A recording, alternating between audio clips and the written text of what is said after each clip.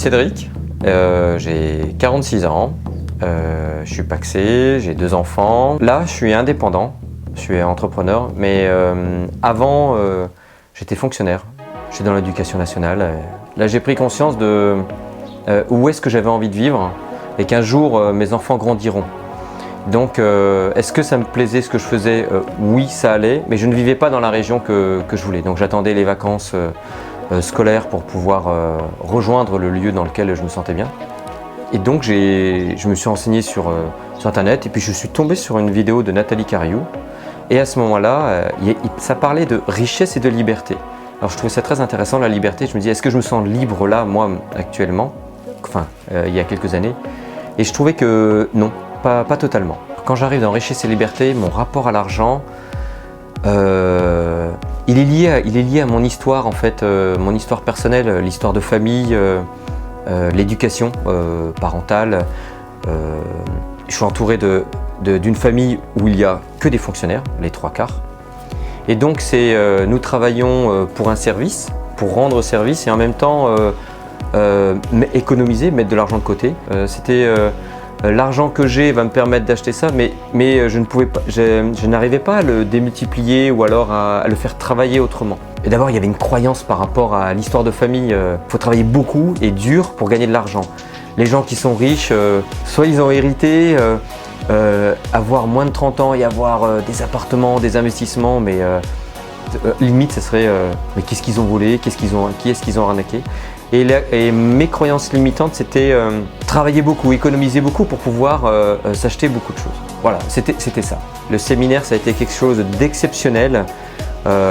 C'est là que j'ai vu des gens en réel qui réalisaient leurs projets et qui développaient leur richesse et leur liberté autour de l'argent. Je suis arrivé dans une cour de récréation à ce séminaire. Et j'ai vu Internet, j'ai vu l'immobilier, on parlait de la bourse, on parlait des placements financiers, on n'était pas obligé d'être en présentiel, du passif, de l'actif. J'ai dit waouh, c'est génial. Je suis arrivé dans un magasin de jouets, j'avais envie de sauter sur tous les jouets et essayer tous les jouets. Et là, j'ai pris conscience que c'était pas si simple que cela et que ça demandait des étapes et de l'énergie. Le projet de Richesse et Liberté, notre projet, le projet de chacun, c'est comme un saut en parachute. C'est simple. Donc pendant la formation, on prépare le parachute. On s'habille, on achète la combinaison, on va chercher le lieu avec qui on va sauter, le tandem. Voilà, le tandem pour l'instant c'est la formation, on est accompagné, on est suivi. Ça c'est top, ça c'est très bien ça. On va apprendre à plier son parachute. La seule chose qui va permettre de savoir si le parachute va s'ouvrir, c'est quand on va sauter. C'est quand en fait on va franchir le pas de j'achète, je place, je finance. Je me suis dit quels sont mes atouts?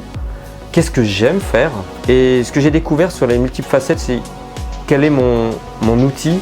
Et j'aime transmettre. Et 25 ans d'éducation, d'enseignement, voilà. Donc, j'ai quitté l'éducation nationale. J'ai sauté en parachute. La chute, elle peut être surprenante.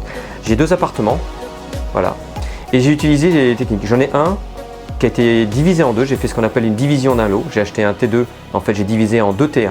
Et le deuxième, c'est je fais de la colocation. Et à côté de ça, qu'est-ce que j'ai mis en place?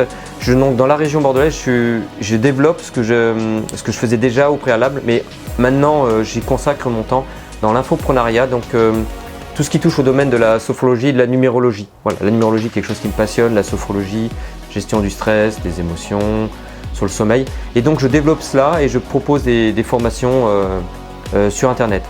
C'est un sacré chantier, ça ne se fait pas en 6 mois, ça demande du temps et ça demande d'être validé, de tester. Et là, moi j'aime travailler en binôme ou en équipe. Et ce qui fait que dans cette région, on est un groupe d'investisseurs et dont certains ont suivi la formation de Nathalie Cariou, Richesse et Liberté. Et on se réunit tous les 1 mois et demi à peu près et on échange nos avancées. Et nos différents investissements. Donc c'est très intéressant, c'est-à-dire qu'en fait au lieu de réfléchir seul, on réfléchit à plusieurs et on apporte des solutions à plusieurs. Donc ce qui fait qu'on avance plus vite à plusieurs. Ça c'est très intéressant. Est-ce que c'est sécurisant? Oui et non.